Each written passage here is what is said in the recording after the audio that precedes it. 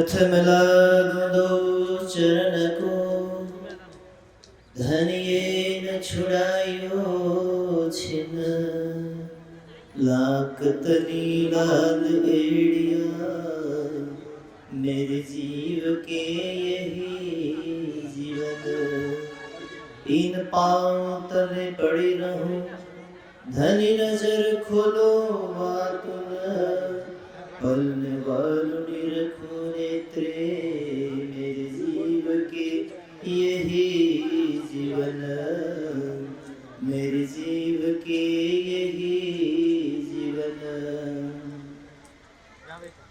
प्रणाम सुंदर सा जी।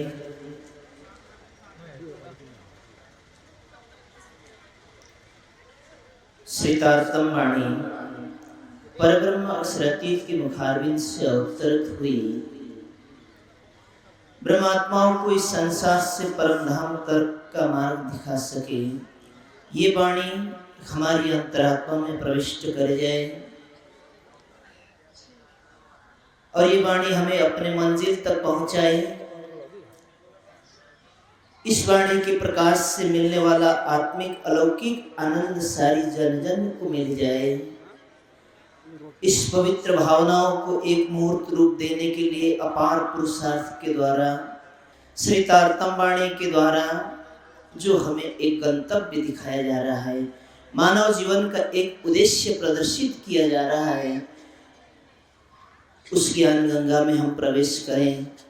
ये ज्ञान गंगा किसी मानवीय बुद्धि के द्वारा प्रकट किया गया, लिखा गया या रचना किया गया ज्ञान नहीं है। हृदय बैठे कहलाए साक्षात स्वयं परब्रह्म अक्षरातीत महामती जी के हृदय धाम में विराजमान होकर के ये तारतम वाणी कही है। और ये तारतम वाणी किसके लिए कही गई है? न कहवाए माया माहे आवाणी पण साथ माटे के वाणी अपने सुंदर साथ के लिए कही गई, अपनी आत्माओं के लिए कही गई है। और वो आत्माएं कौन है? स्त्री है या पुरुष है, या किसी जाति विशेष से हैं, या किसी प्रांत विशेष से हैं, या किसी देश विशेष से हैं,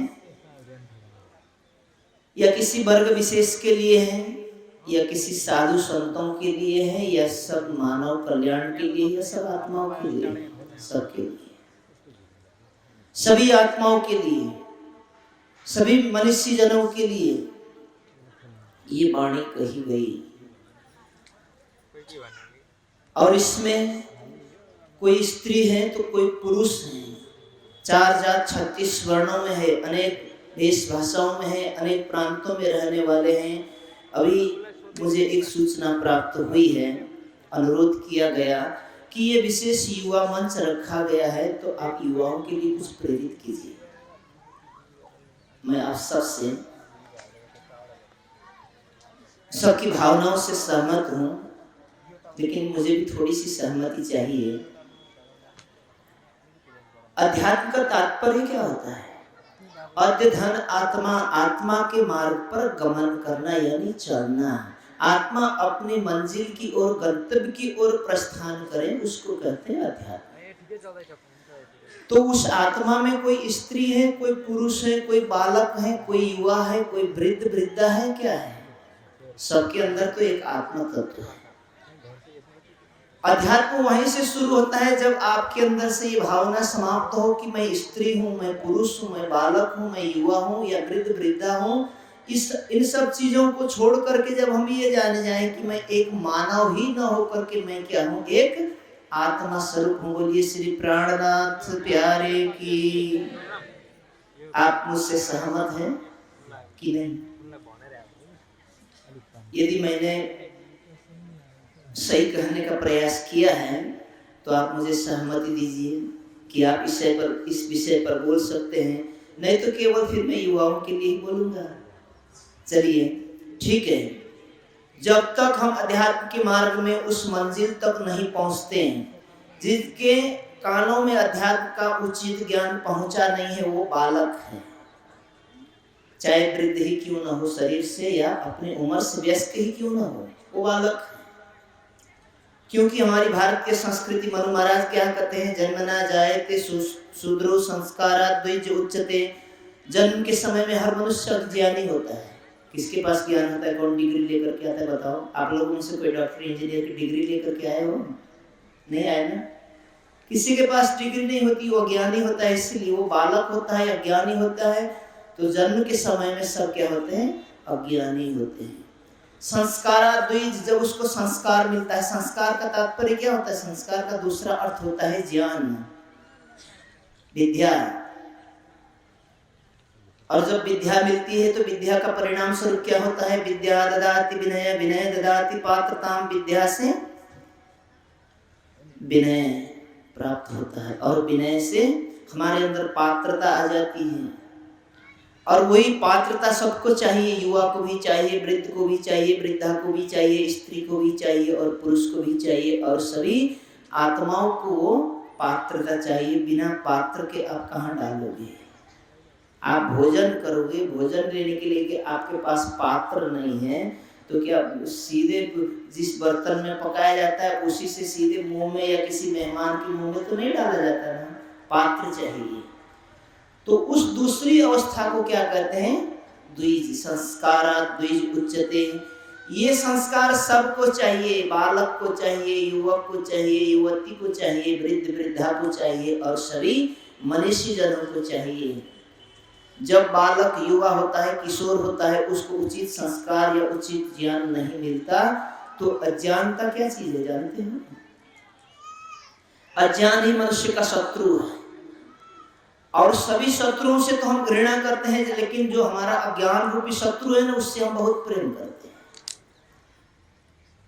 सब लोग ध्यान दे करके सुनिएगा, अज्ञानता मनुष्य का सबसे प्रिय शत्रु है। जिस शत्रु के साथ हम नफरत करते हैं उससे कभी छुटकारा मिल भी जाए, लेकिन जो प्रिय शत्रु है ना, उससे कभी छुटकारा नहीं मिलती। इस प्रिय शत्रु को दूर करने के लिए क्या चाहिए? ज्ञान चाहिए, संस्कार चाहिए, भक्ति चाहिए। जब गुरु के चरण में जाते हैं उसको कहते हैं उपनयन। उप मतलब समीप में, अपने पास में, नजदीक में, और नयन मतलब जो ज्ञान की दृष्टि हमें प्रदान करें। जो गुरु हमें ज्ञान की दृष्टि से सिंचित करते हैं, हमें अपने स्वरूप का ज्ञान देते हैं और परम तत्व को जानने के लिए मानव जीवन का जो सर्वप्रथम लक्ष्य है उसको दर्शाने का जो ज्ञान देते हैं उसको कहते हैं उपनयन।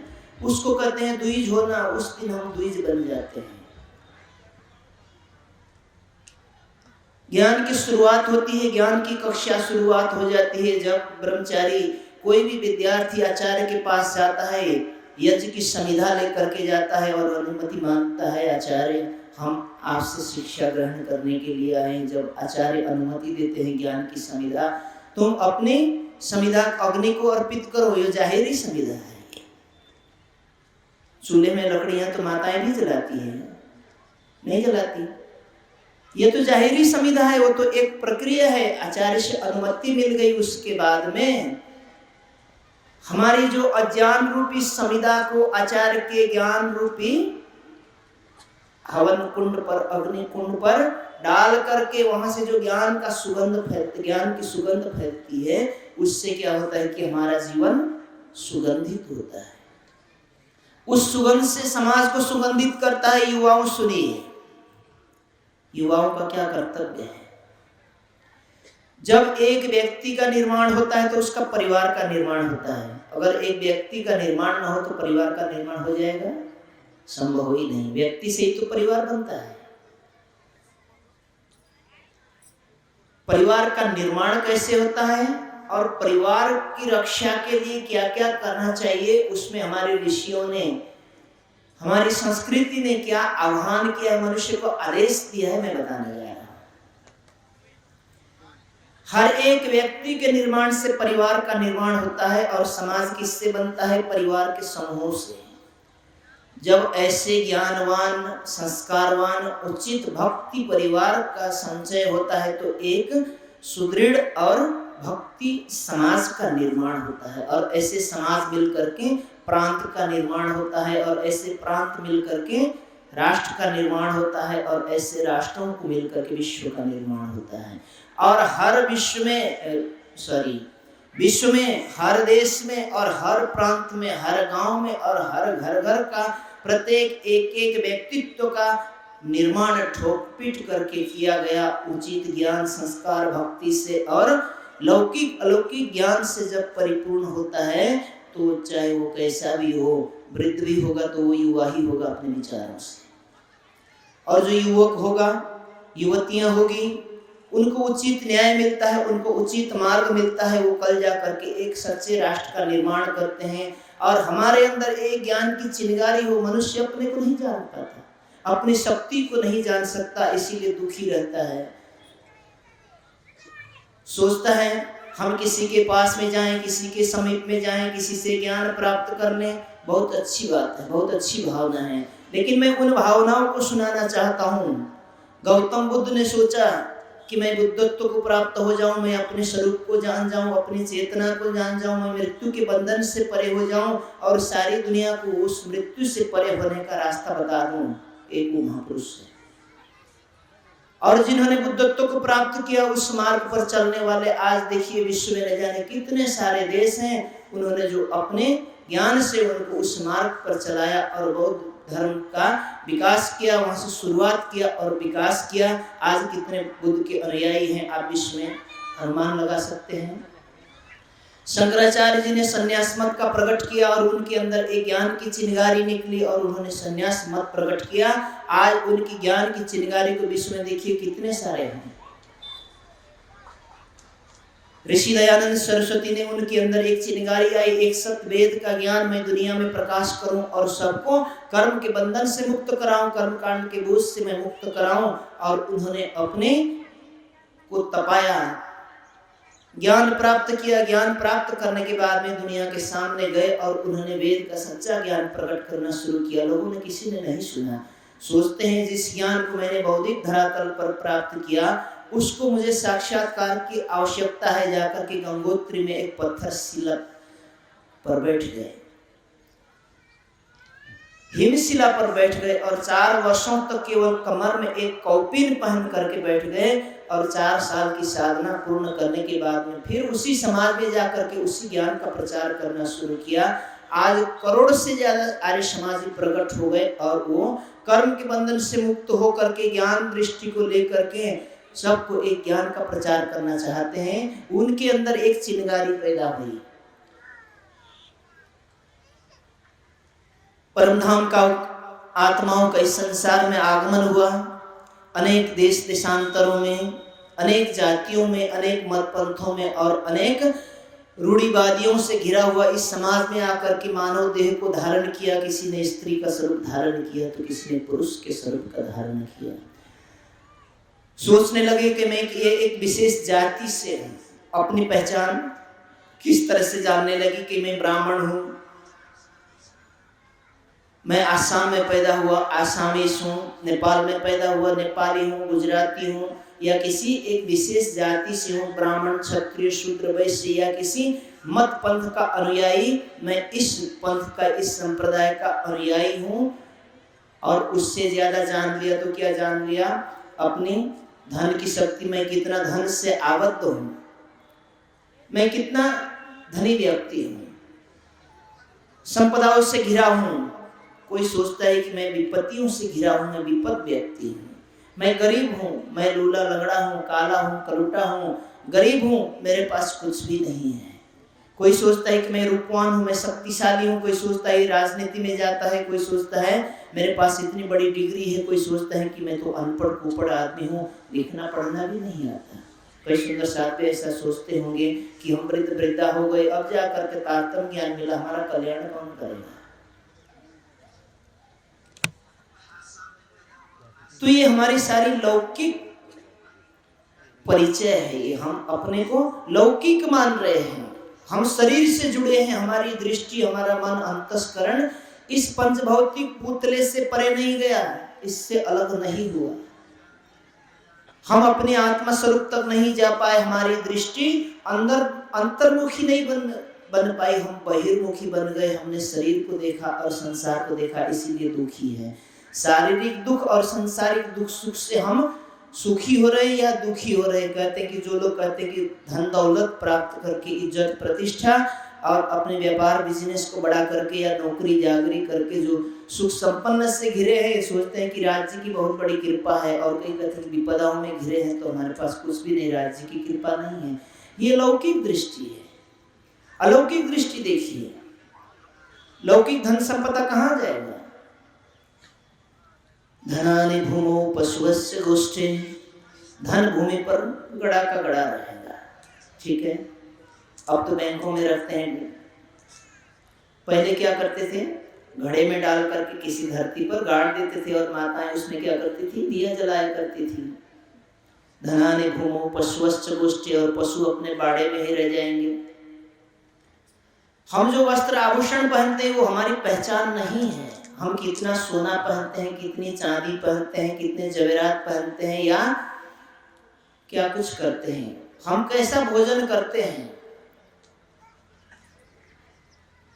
हम घी खाते हैं, हम अच्छे अच्छे व्यंजन खाते हैं, ड्राई फ्रूट इत्यादि खाते हैं, या सूखी रोटी नमक के साथ खाते हैं, क्या खाते हैं? ये हमारी पहचान नहीं है। प्राणनाथ जी ने किरंतन की वाणी में पहली चौपाई में क्या कहा? पहले आप पहचानो रे साधु, पहले आप पहचानो, पहले आप पहचानो रे साधु, पहले आप पहचानो।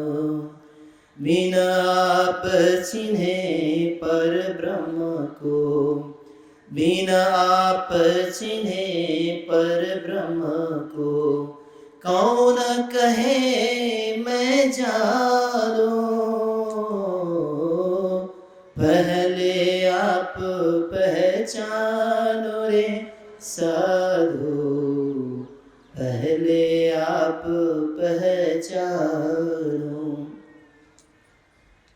पहले अपने को जान जाइए कि मैं कौन हूँ। मैं पहले कह रहा था, जो नहीं जानता वो सोचता है कि मैं दुखी हूँ या सुखी हूँ, संसारिक दुखों से घिरा हूँ या संसारिक सुखों को ही अपना सब कुछ मान करके उसको ही परम सुख परम आनंद मान लिया, वो भी गलत फहमी में है।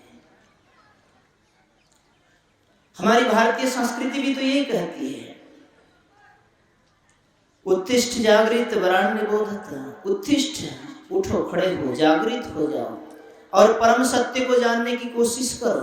परम सत्य को जानो, और जो परम सत्य को जानता है वो इन सब प्रकार के बंधनों से छूटता है। बंधन किसको कहते हैं? जो नहीं है अपने को वही सोचना समझना और उसी के बंधन में बंध करके रहना। जैसे माताएं हैं, सोचती है कि मेरी लौकिक जिम्मेदारी क्या है, पारिवारिक जिम्मेदारी क्या है। भाई जिनके बाल बच्चे नहीं है सोचते हैं कि भाई बाल बच्चे हो जाए, एक बच्चे की प्राप्ति हो, बच्चा हो चाहे बच्ची हो, उनके गोद में आ जाए, उसके बाद में उनको भोजन बनाना, पकाना, खिलाना। पुरुष सोचता है कि मैं इसका पिता हूँ, इसका रक्षण करता हूँ, पालन करता हूँ, मुझे कमा करके लाना चाहिए और उसको खिलाना पिलाना बढ़ाना, मेरे परिवार का पालन पोषण करना, क्योंकि मैं घर का श्रीमान हूँ, घर का जिम्मेदार व्यक्ति हूँ, पिता हूँ, चाहे पुत्र हूँ चाहे कुछ भी। माताएं सोचती हैं कि अपने लौकिक परिचय के आधार पर, और सवेरे शाम को बैठ करके ये चिंतन करने का प्रयास नहीं करते हैं कि अभी तक तो मैंने लौकिक कार्य किया और उसके अतिरिक्त मेरे अंदर भी एक आत्म तत्व है। वो न तो मेरे पुत्र पुत्रियों से, मेरे श्रीमान श्रीमती से, मेरे माता पिता से किसी का संबंध नहीं है। इन सब के अंदर जो आत्मा है, उन आत्मा के साथ मेरा संबंध है और उस आत्मा का संबंध परब्रह्म प्रियतम से है। मैं उसको जानने की कोशिश करूं, मैं अपनी आत्मा स्वरूप को जानूं, मैं अपने प्रियतम को जान जाऊं। इसके लिए बैठ करके अब ध्यान नहीं करते, अब भोजन कर लिया फिर बैठ करके थोड़ी देर टीवी में सीरियल तो देखना जरूरी है। नहीं, कई लोग नहीं देखते, कोई बात नहीं, बहुत अच्छी बात है।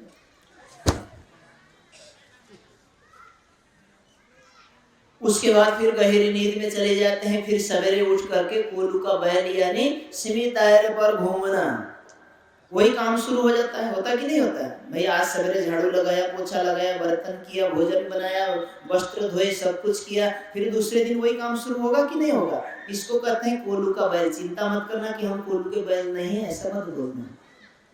यदि सवेरे शाम को ध्यान नहीं, चितवनी नहीं, स्वाध्याय नहीं, ज्ञान का प्रचार नहीं और अपने को आत्मा चिंतन नहीं किया तो सबके सब कोल्हू के बैल। और दिन पूरा हो गया, तीसरा दिन आ गया, फिर काम, तीसरा कोई और काम करोगे? अपने घर में खाना बनाना छोड़ के दूसरे के घर में बनाने तो नहीं जाएंगे ना, दूसरा काम तो नहीं ढूंढेंगे। तो ये क्या है? माया की चक्की है। इस माया की चक्की को हर कोई पीसता है। माया की चक्की को पीसना नहीं, मैं ये नहीं कहूंगा।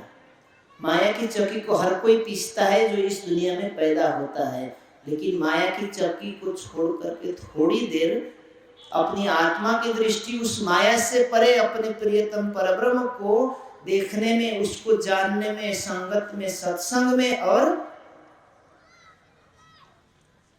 उसके ध्यान चिंतन में, ताकि मैं इस संसार के सब प्रकार के बंधन से, सब प्रकार के पदार्थों से परे मैं एक शुद्ध बुद्ध चेतन आत्मा स्वरूप हूँ। उस आत्मा स्वरूप में प्रतिष्ठित होकर के अपने धाम हृदय में परब्रह्म प्रियतम को बैठाइए। जो युवा अपने जीवन में कुछ एक आधार स्रोत ढूंढना चाहते हैं, स्वामी दयानंद सरस्वती जैसा बनना चाहते हैं, बिरजानंद जी जैसा बनना चाहते हैं, या फिर अनेक महापुरुष जैसे बनना चाहते हैं, राम जैसे बनना चाहते हैं, कृष्ण जैसे बनना चाहते हैं, बुद्ध जैसे बनना चाहते हैं। हम सोचते हैं कि बहुत उपलब्धि प्राप्त कर लिया, एक दिन फ्लाइट में बैठ गए तो सोचते हैं कि हमने तो ऊपर का सैर कर लिया, फ्लाइट में बैठ गए, समुद्र में पानी जहाज में बैठ गए। उस व्यक्ति को सोचिए जो सारी दुनिया को फ्लाइट में घुमाता है और समुद्र में पानी जहाज के नीचे घुमाता है, सैर कराता है। जिस परमात्मा ने उसको उस यंत्र का निर्माण करने की बुद्धि दिया है, वो क्या सोचता होगा? और जिस परमात्मा ने इतनी बुद्धि दी है दुनिया को चलाने के लिए, वो बनाने वाला कौन है? उस दुनिया को बनाने वाला स्वयं सृष्टिकर्ता अक्षर ब्रह्म है। और वो अक्षर ब्रह्म क्या कहते हैं? अक्षरातीत के महल में प्रेम इस्सक बरतत सुसुध अक्षर को नहीं, किन विधि केली करत ब्रह्मात्मा भला। उस परम धाम में परब्रह्म अक्षरातीत के साथ में कैसे प्रेम और आनंद की लीला करती, काश उस लीला का मैं भी दर्शन कर पाता। और वो ब्रह्मात्माएं उस परम धाम के अंदर इस प्रकार से प्रेम आनंद में विलास करती हैं। उस लीला को सृष्टि करता अक्षर ब्रह्म देखना चाहते हैं, और वो अक्षर ब्रह्म सारी दुनिया को बनाते हैं, वो भी उस लीला का दर्शन करना चाहते हैं। और उनका दर्शन करने के लिए सवेरे सवेरे जाकर के चांदनी चौक से दर्शन करते हैं। और जिनका दर्शन करते हैं वो परब्रह्म अक्षरातीत हमारे आत्मा के प्रियतम श्री राज जी क्या कहते हैं? रूहों मैं न रह सकूं तुम बिना, मैं तुम्हारे अतिरिक्त रह ही नहीं सकता, एक पल भी तुमसे दूर नहीं रह सकता। मैं तो तुम्हारे धाम हृदय में बैठता हूं, कहीं दूर नहीं रहता हूं। तारतम वाणी में कितने लोगों को विश्वास है? जो तारतम वाणी की चौपाई में लिखा है ये साक्षात पक्की बात है, ये राजी ने कही हुई है, ये हमारे लिए कही हुई है। हम उस पर आंख मूंद करके विश्वास कर सकते हैं। कितने लोगों को विश्वास होता है? सबको होता है ना? सबको होता है। एक चौपाई कहता हूं, तारतम वाणी क्या कहती है?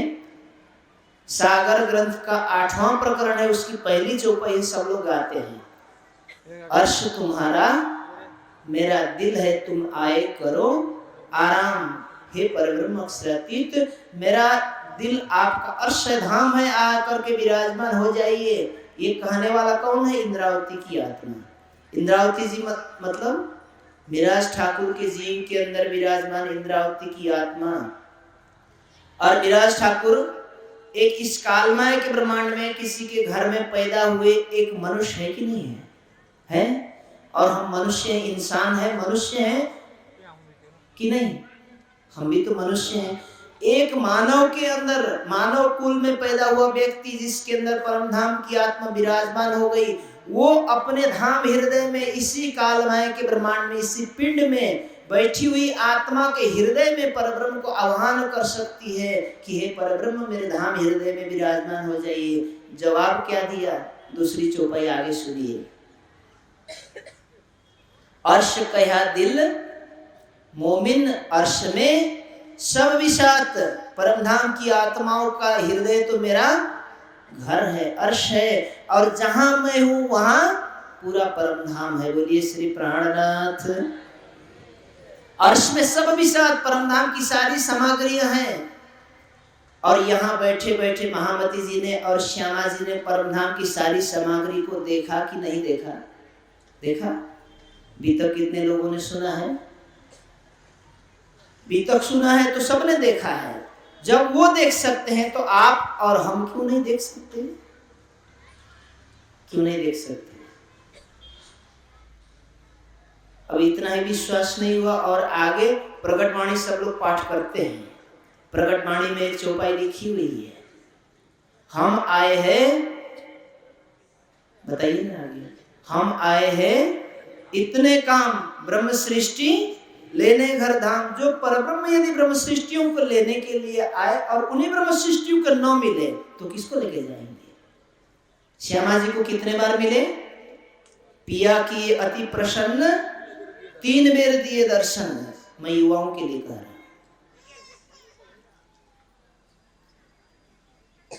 युवा अवस्था में यदि नहीं किया तो बुढ़ापे में कुछ होगा। चाणक्य ने, देश के धुरंधर विद्वान थे जिन्होंने सब प्रकार के लौकिक अलौकिक हर प्रकार के बंधनों से अपने समय में दुनिया को मुक्त करने की कोशिश की। उन्होंने एक बड़ा अच्छा सूत्र कहा है, प्रथमो न अर्जिते विद्या। जिसने जीवन के प्रथम पड़ाव में ब्रह्मचारी अवस्था में 25 वर्ष तक जो ऋषियों ने 4 आश्रम का विभाजन किया है, पहले आश्रम में 25 वर्षों तक जिसने विद्या अर्जन नहीं किया, प्रथमो न अर्जिते विद्या द्वितीयम न अर्जितम धनम। जीवन के दूसरे पड़ाव में 25 से लेकर के 50 वर्षों के बीच में जिसने धर्म पूर्वक अर्थ का उपार्जन नहीं किया, तृतीय न अर्जिते कीर्ते। और उस कमाए हुए विद्या पूर्वक कमाए हुए धन का सदुपयोग करके अपना धर्म का और राष्ट्र का कल्याण नहीं किया, किसी की सेवा करके कृति अर्जन नहीं किया। चतुर्थे किम करिष्यति, बुढ़ापे में क्या करेंगे? बैठ करके रोएंगे। तो करने का समय यही है जो युवा अवस्था में होता है, क्योंकि बचपन में बुद्धि चंचल होती है। चंचल बुद्धि परिपक्व आदमी नहीं बन सकता। जब परिपक्व नहीं है, दृढ़ संकल्प नहीं हृदय में, कुछ नहीं हो सकता। और 25 साल के बाद में जब गृहस्थ में चले जाएंगे, 50 वर्षों तक के बीच में, उसमें धन अर्जन भी करना पड़ेगा, कुछ जिम्मेदारियां निभानी पड़ती है, सावधानी पूर्वक फूंक फूंक के कदम रखना पड़ता है। समय बहुत कम मिलता है। और समय जब 50 के बाद में जब समय बीत जाएगा, 50 तक कुछ नहीं किया, उसके बाद में जो बांस पूरा परिपक्व हो जाता है ना, उसको मोड़ करके किसी और डिजाइन देना चाहेंगे तो क्या हो जाएगा? चटक जाएगा, टूट जाएगा। वो बैंड नहीं होता, फिर मुड़ता नहीं है, टूटता है, वो मुड़ता नहीं है। इसीलिए युवा अवस्था में जो भी कीजिए, ये स्वर्णिम अवस्था है, कुछ भी कर सकते हैं आप। युवा अवस्था में आपने जो कुछ किया वो बुढ़ापे तक आपके जीवन को क्या करेगा? प्रकाशित करेगा। इसीलिए ये चौपाई मैंने आपके सामने प्रकट किया। पहले आप पहचानो, पहले आप जागृत हो जाओ, अपने आप को जानो कि मैं पुरुष हूँ कि स्त्री हूँ, युवा हूँ, युवती हूँ। ये सब कुछ भूल जाइए, लौकिक प्रभावों को भूल जाइए, अच्छाई बुराई को सब भूल जाइए। प्राणनाथ जी की ब्रह्मवाणी आत्मा के मार्ग को जागने की पथ पर ले जाती है। तो कहती है, दुख सुख डारो आग में। लौकिक दुख हो, आजकल जो सर्दी पड़ती है रात के 12 बजे 2 बजे जो सर्दी पड़ती है, मई जून में वो सर्दी दोबारा मई जून में नहीं आती। और मई जून में जो गर्मी पड़ती थी, चिलचिलाती धूप होती थी, सूरज का प्रकाश ऐसा लगता था कि सूरज आसमान से उतर करके धरती पर आ गया। वो आजकल उसका प्रभाव देखिए। वो सूरज जो सबको त्राहिमाम कराता था, आज सब लोग गरम गरम उलन पहन करके बैठे हैं, उस सूरज को शर्मिंदा कर रहे हैं। आज दुनिया, समय हमेशा एक जैसा नहीं रहता, दुख भी आता है चला जाता है, सुख भी आता है चला जाता है। तो संसार के दुखी और सुखी लोगों को कोई याद नहीं करता। जो इस दुख और सुख से परे हो गया और जिसने अपने आप को जाना उसको याद करता है। आज हमारे समाज में परमहंसों को हर कोई याद करता है। उनको न कभी दुख हुआ न कभी सुख हुआ, न कभी धन से प्रभावित हुए न कभी गरीबी से और अभाव से प्रभावित हुए। इसको कहते हैं दुख सुख डारो आग में, उन चीजों को छोड़ दीजिए। दुख सुख हो रहा है आपके शरीर को, हो रहा है आपके मन अंतस्करण इंद्रियों को, हो रहा है आपके विचारों को हो रहा है। दुख का मूल क्या है? इच्छा है। इच्छा क्या है? अपनी कामनाओं की पूर्ति का न होना, उसी को इच्छा कहते हैं। दुख का मूल और सुख का मूल क्या है? चाह नहीं, चिंता नहीं, मनुआ बेपरवाह, जिसको किसी चीज की चाहत न हो, कोई चिंता न हो और हर प्रकार के दुख सुख से, किसी के मान से, सम्मान से, अपमान से बेपरवाह हो। जाको कछु न चाहिए सोई शहंशाह। एक दिन क्या हुआ,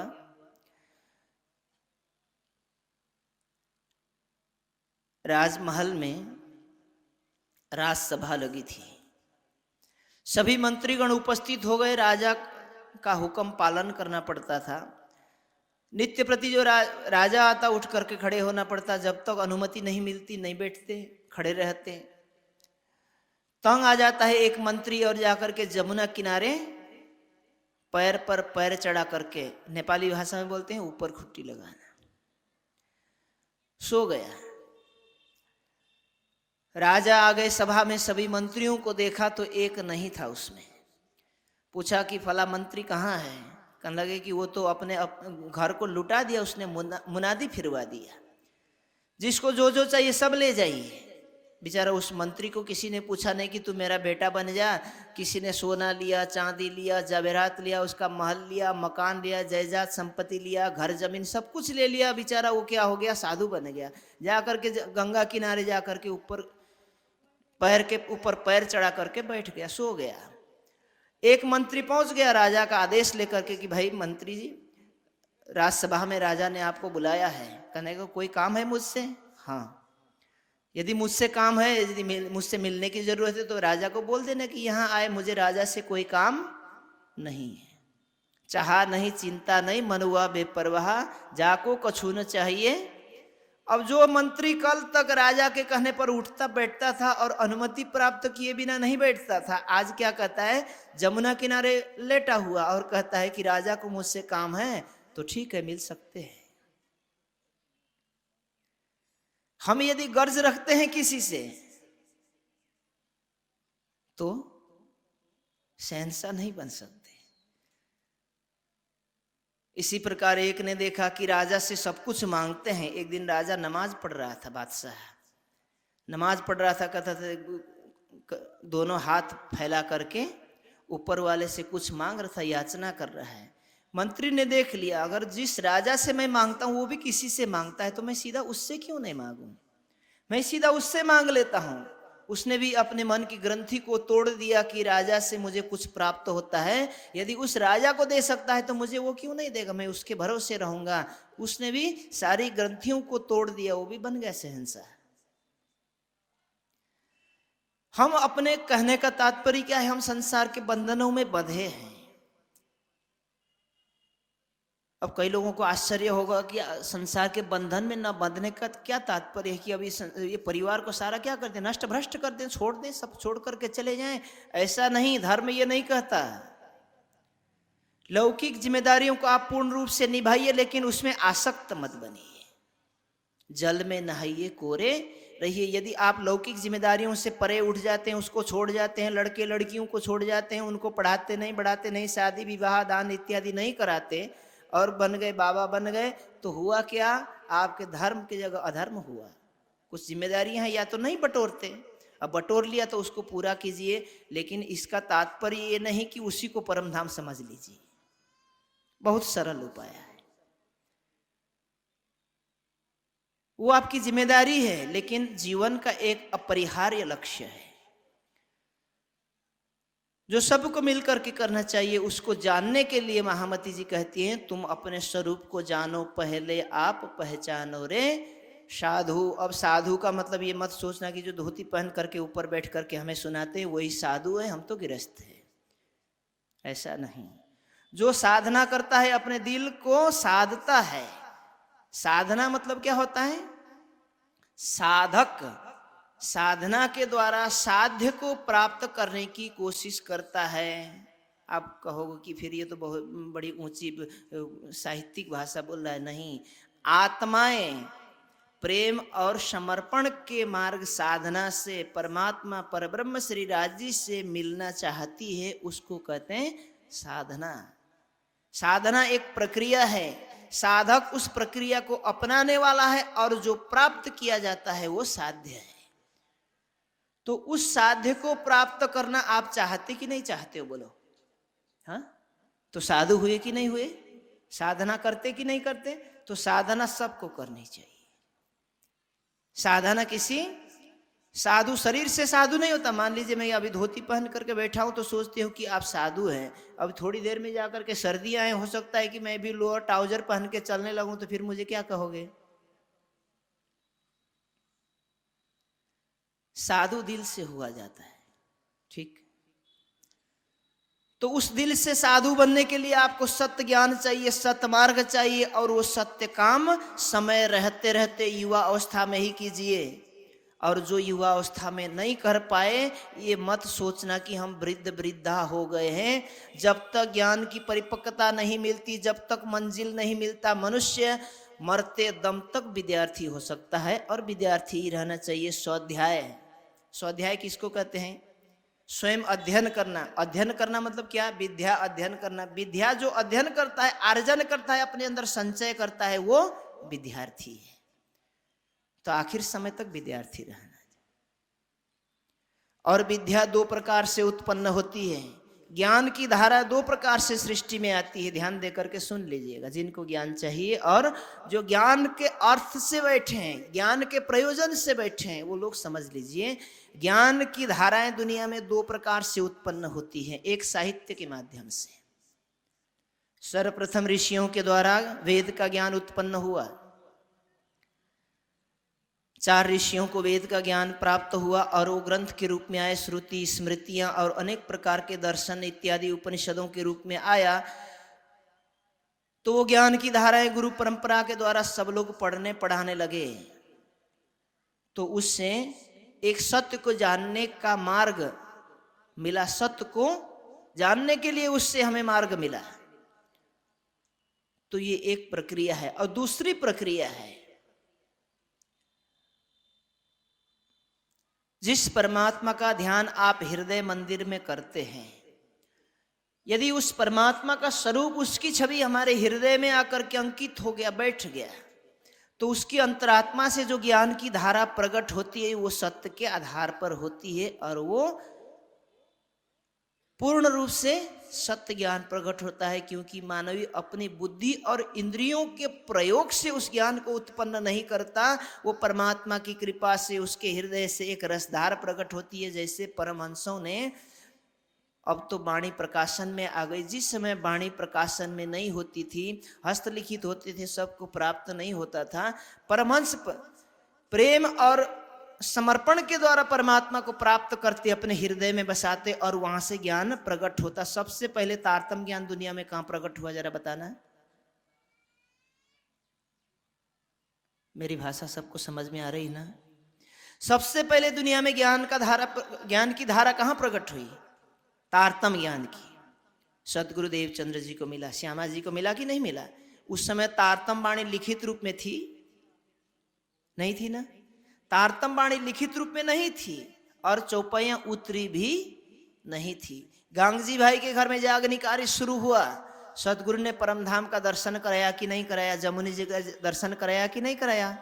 साक्षात राज जी आते थे और पकड़ पकड़ करके दिखाया कि नहीं दिखाया? चिट्ठियां लिख लिख करके दिए कि नहीं दिए? श्यामा जी ने, और सुंदर साथ से भी दिलवाया, भाई हमारी सिफारिश कर देना कि जागनी कार्य हमसे हो, सुंदर साथ की जल्दी जल्दी जागनी हो जाए। हुआ कि नहीं हुआ? तो तारतम्य ज्ञान तो नहीं था। राज जी श्यामा जी के हृदय पर बैठ गए, तो सभी आत्माओं के हृदय में भी तो राज जी बैठ सकते हैं। उन्होंने तारतम्य वाणी में कह दिया ना, ऊपर तले अर्श न कया अर्श कहा, सुंदर साथ के हृदय को अर्श कहा है। और वो सुंदर साथ के हृदय में बैठ करके जैसे श्यामा जी के हृदय में बैठ गए तो उनको अपने आप आने लगा। और प्रमाण के रूप में आपके हाथ में तारतम वाणी है, परिक्रम ग्रंथ में लिखा है कि नहीं महामती जी ने, अब तक तो मैं सदगुरु के द्वारा सुना हुआ ज्ञान आपको सुना रही थी, अब मैं चितवन से देख करके कहती हूं। कहा कि नहीं कहा? चितवन से देख करके जब श्यामा जी महामती जी कह सकती हैं तो महामती की तरह, इंद्रावती की तरह अन्य आत्माओं को भी दिख जाएंगे, इतना विश्वास कर लीजिए। यह प्रत्यक्ष प्रमाण है हमारे सामने। तो दो प्रकार से ज्ञान की धाराएं दुनिया में प्रकट होती हैं। तो जो लोग नहीं पढ़े हैं बेचारे, जिनको पढ़ना नहीं आता, देर हो गया, बुजुर्ग हो गए हैं, राजी से प्रेम करना तो आता है ना? या ये भी कहो कि हम बूढ़े हो गए, प्रेम करना भूल गए? जो बूढ़े लोगों को प्रेम का ज्यादा तजुर्बा होता है, बहुत लंबे समय से करते आ रहे हैं ना, और उनका प्रेम परिपक्व हो गया है। अब उनका प्रेम शरीर जन्य नहीं है, इंद्रिय जन्य नहीं है, उनको अब एक वास्तविक प्रेम होने लगा है, तो उनको ज्यादा अनुभव है। तो राजी से वो प्रेम कीजिए, राजी को अपने हृदय में आह्वान कीजिए, बुलाइए कि हे परब्रह्म सच्चिदानंद, मेरे धाम के धनी, मेरे धाम हृदय में आकर के विराजमान हो जाइए, मेरी आत्मा की दृष्टि को खोल दीजिए, मैं आपको साक्षात देख सकूं, मैं अपने दिल की कह सकूं और आपके मुख की सुन सकूं। इसको कहते हैं साधना। और जिसने समय रहते युवा अवस्था में इस कार्य को किया,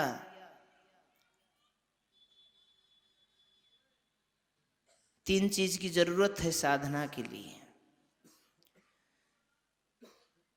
जिस प्रकार से शिशु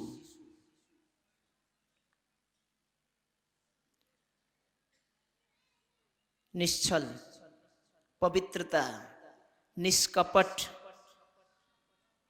और किसी को भी अपना सकता है और कभी भी अपना सकता है, किसी से राग नहीं, किसी से द्वेष नहीं, कोई अपना और कोई पराया नहीं है। धीरे धीरे सिखा दिया जाता है, ये तुम्हारी मम्मी है, ये तुम्हारे पापा हैं, ये तुम्हारे पड़ोसी हैं, ये तुम्हारे भाई हैं, उसके वो डिवीजन करने लगते हैं, उसको सिखा दिया जाता है।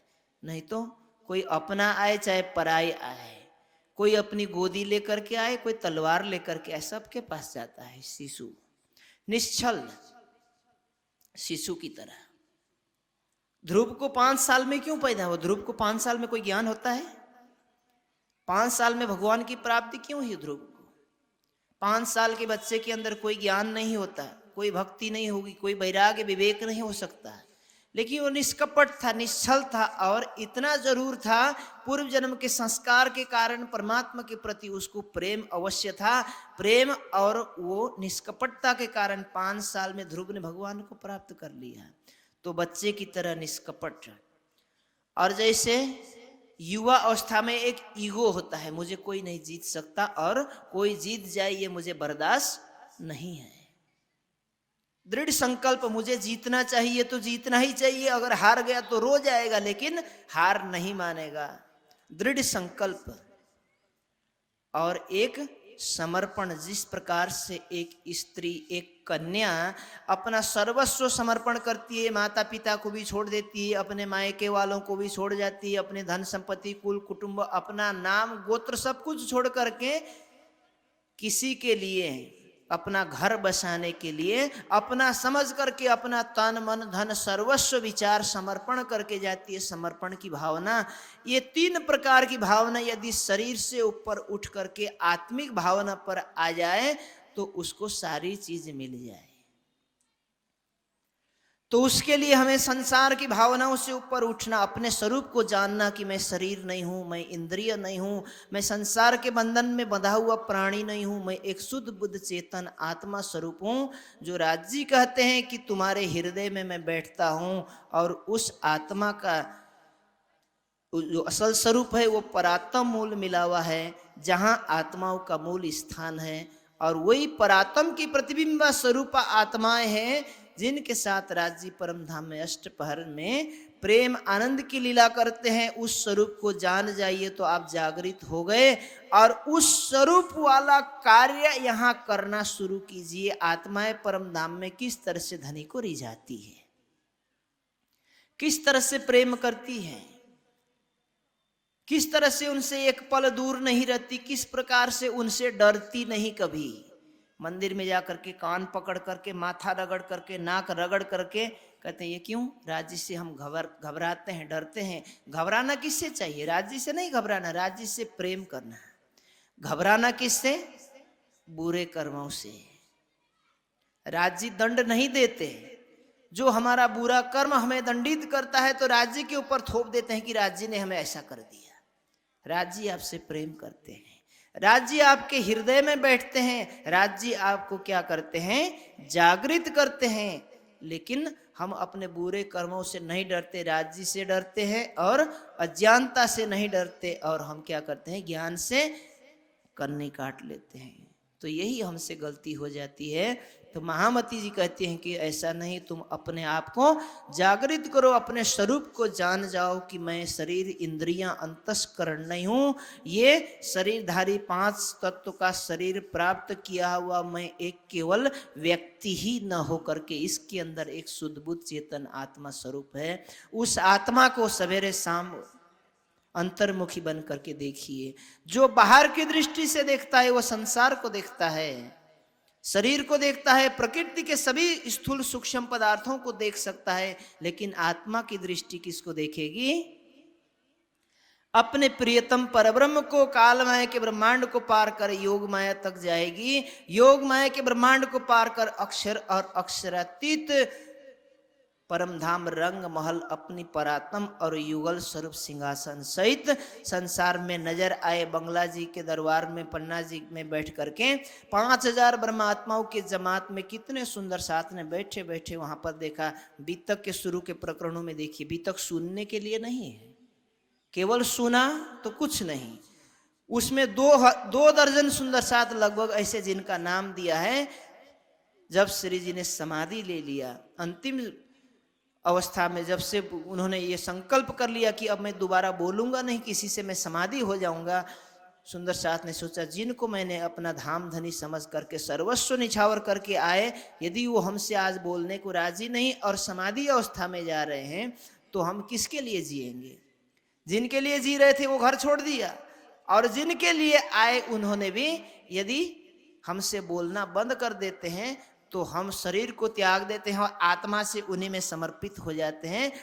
ऐसा संकल्प लेकर के उन्होंने बैठे बैठे बाहर की सांस बाहर और अंदर की सांस अंदर, दोबारा सांस लेने की चेष्टा नहीं की।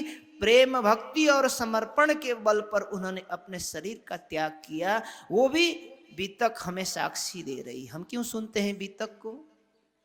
इसीलिए कि हम भी ऐसा बने।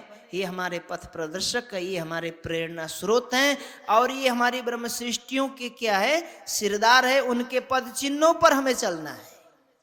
इसी को जागनी कहते हैं कि किसी और चीज को कहते हैं? इसी को ना कहते हैं। इसीलिए इस जागनी पथ पर, इस जागनी के मार्ग पर जो धाम धनी ने ब्रह्मवाणी में हमें आदेश दिया, पहले अपने स्वरूप को जानो, बिना आप चिन्हे पर ब्रह्म को। यदि आप सोचोगे कि मैं ब्राह्मण, क्षत्रिय, वैश्य, शूद्र, पंजाबी, गुजराती, नेपाली, मराठी या स्त्री पुरुष इत्यादि इन भावों से अपने को जानने लगते हैं तो हम शरीर से अपना परिचय दे रहे हैं, और शरीर का संबंध राज्य से नहीं है।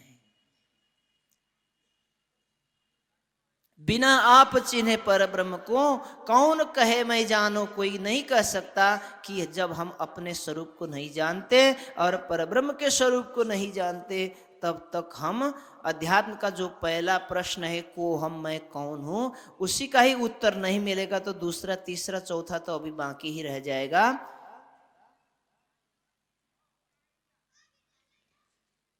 सुंदर साथ जी, मुझे जो समय दिया गया था उस समय पूरा होने को है, इसीलिए अब मैं अपने प्रसंग को आपकी सेवा में तभी आगे बढ़ाऊंगा जब दोबारा मुझे मौका मिलेगा। अभी यहीं पर विश्राम करते हैं, सभी मिलकर के इस चौपाई को आवृत्त करेंगे। पहले आप पहचानो रे साधो,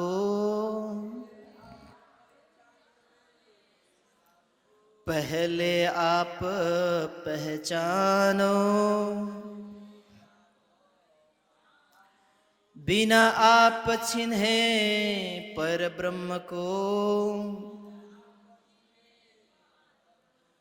कौन कहे मैं जानो, कौन कहे मैं जान। बोलिए श्री प्राणनाथ प्यारे की, धाम के धनी की।